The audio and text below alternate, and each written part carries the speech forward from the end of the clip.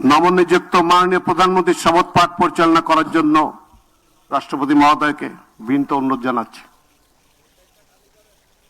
বিসমিল্লাহির রহমানির রহিম। বিসমিল্লাহির রহমানির রহিম।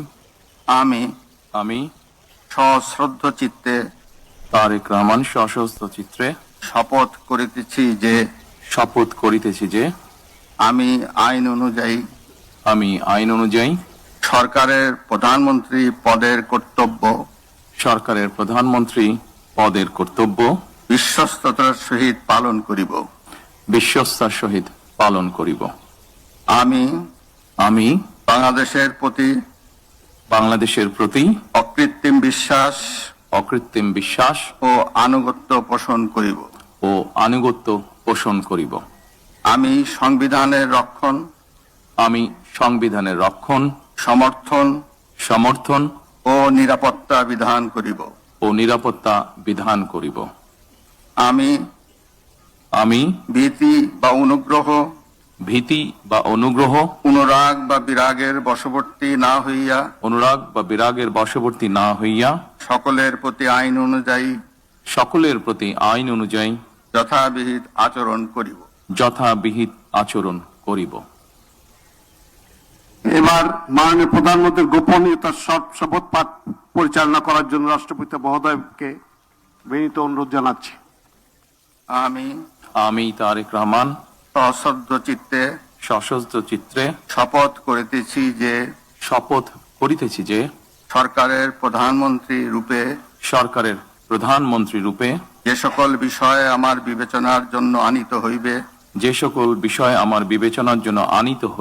বা যে সকল বিষয় আমি অবগত হইব তাহা প্রধানমন্ত্রী রূপে যথাযথভাবে আমার কর্তব্য পালনের প্রয়োজন ব্যতীত প্রত্যক্ষ বা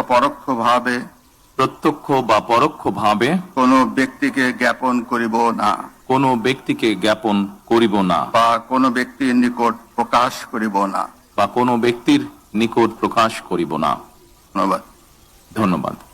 মাননীয় প্রধানমন্ত্রীকে পদের শপথ ও গোপনীয়তার শপথ স্বাক্ষর করার জন্য এবং স্বাক্ষর শেষে নির্ধারিত আসন গ্রহণ করার জন্য বিনীত অনুরোধ জানাচ্ছি।